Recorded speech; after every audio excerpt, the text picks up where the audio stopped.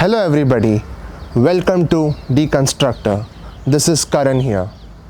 In today's video, I'm going to deconstruct the character of Charulata from the 1964 Bengali classic Charulata. The film is directed by Satyajit Ray and is based on Rabindranath Tagore's novel The Broken Nest. Set in the late 19th century in a wealthy Bengali household, Charulata is an intelligent, artistically inclined, talented housewife, whereas her husband Bhupati is an idealist liberal who runs his own newspaper. Although Charulata has all the material wealth in the world, she has nothing to put her mind to. She languishes through her days, reading a book, humming a song, or just lying down. Sometimes she uses her binoculars and looks at random scenes on the street.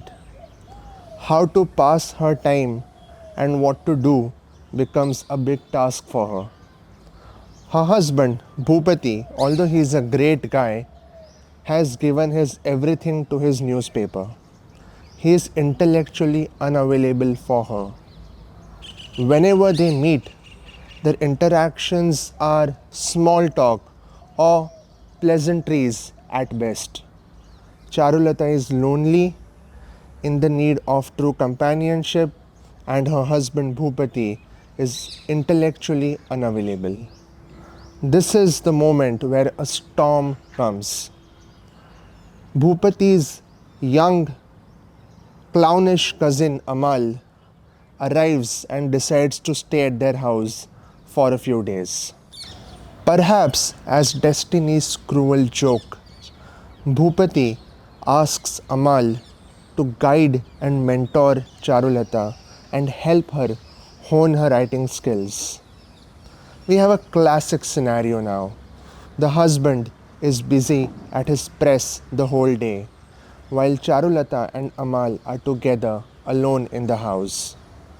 They discuss literature, sometimes delving deep into Bankim Chandra Chattopadhyay's novels and their characters. They swing by the swings, they languish in the garden, and they sing songs. All this while, Bhupati is preoccupied with elections in the UK, discussing liberals versus conservatives with the intellectual elite, his group of friends. He is totally and completely oblivious to the roller coaster of emotions that are simmering within his wife Charulata. Meanwhile, Charu and Amal seem to be getting closer.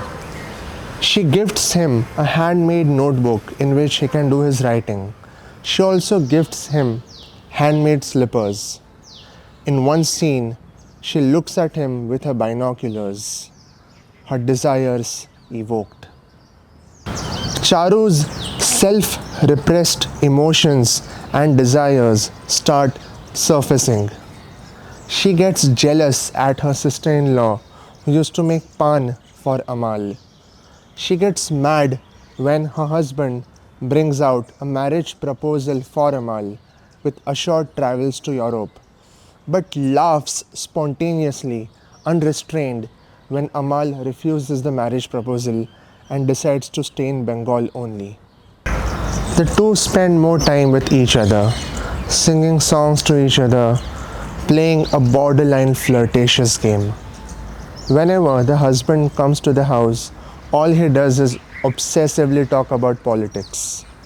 Charu just pretends to listen to him, uninterested, while thinking about Amal all the time.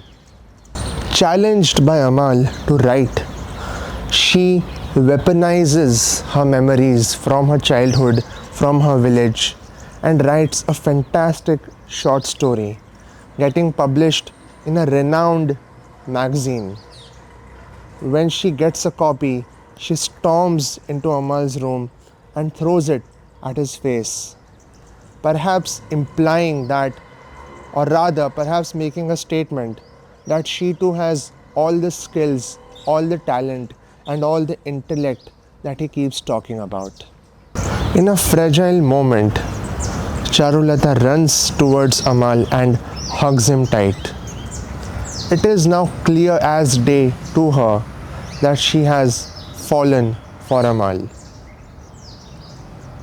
Towards the climax, we see her holding onto Amal's arms and crying, pleading him to never go and never leave her.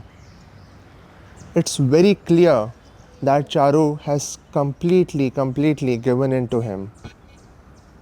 Amal, at this point of time, realizes that his cousin's wife, Charu, is in love with him. He knows that this scenario can only result in a great tragedy. So, he decides to silently leave, leaving behind a letter and also the handmade slippers that Charu made for him. The next morning, when Charu finds out, she is devastated. First, she is in disbelief, followed by shock and then uncontrollable anger. She cannot console herself or come to terms with the fact that Amal has left. A few days later, Amal's letter informing that he is in Chennai now and is open to marriage proposals arrives. When Charu reads it, she is distraught. She goes down a deep, dark abyss of sadness and longing. First, she holds the letter close to her heart, not letting it go. And then, in a moment of emotional fragility, she breaks down and starts crying and lamenting, calling out his name aloud, saying, "Why did you leave?" Her husband, who's just entering the room, sees her and hears her. The big shock. He now knows that his wife, Charulata, fell in love with his cousin, Amal. Unable to come to terms with this very bitter truth momentarily, he leaves, spending his days outside. At this point, Charulata comes to terms with the fact that Amal is no longer in her life and she decides to let go of him. In a moment of strength, she tears the letter. In the climax, we see that, or rather, in the last scene, we see that the husband has arrived back home and Charulata, who is now fully in control of her emotional state, extends her arm out to her husband, calling him inside. This perhaps means that they have reconciled. However, their home is now a broken nest. So Charulata, in conclusion, is a classic story of a person who has interests, wide variety of interests, literature, art, writing, and so on.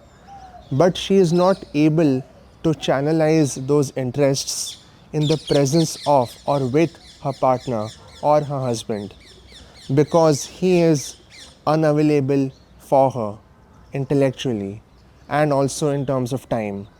So she finds other ways, other channels through which her interests can come out, and that's where Amal fits the scene.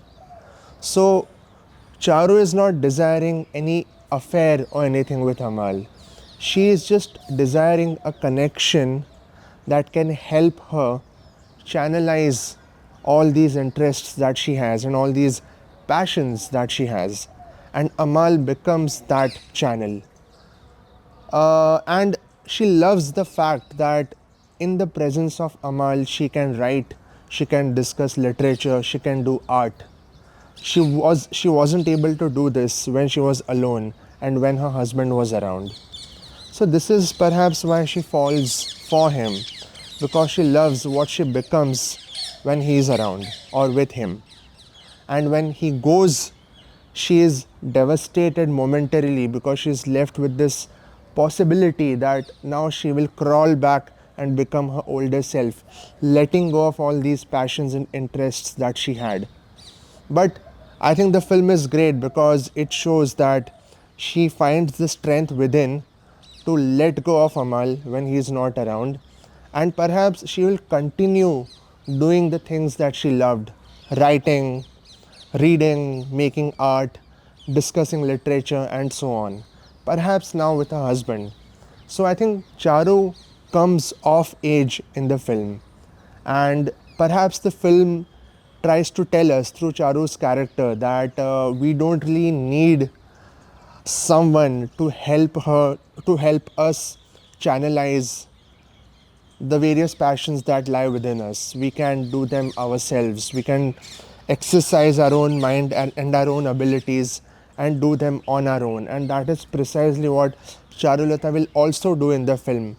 I'm assuming that she will do all these things on her own. So, in conclusion, I think Charu, in the end, decides to become her own person, and she decides to keep herself for herself and to continue doing all those things anyway. So I guess I'm gonna stop here and we come to the end of video number 2.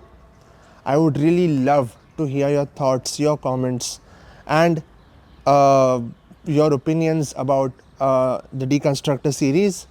And next week, I'm going to come back with another fascinating, crazy deconstruction of another character. So watch this space, and I'll see you all next week. Take care.